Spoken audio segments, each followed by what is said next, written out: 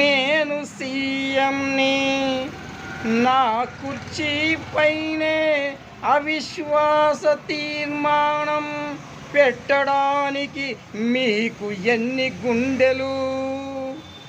నేను ప్రజాసేవ కోసం జీవితాంతం బ్రహ్మచారిగానే ఉన్నాను.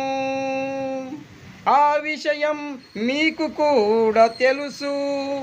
కుక్కకు బిస్కెట్లు వేసినట్లు మీకు ప్రతి ఒక్కడికి బంగారపు బిస్కెట్లు కూడా ఇచ్చాను. అయినా విశ్వాసం లేని మీరు నాపైనే అవిశ్వాసం పెడతారా?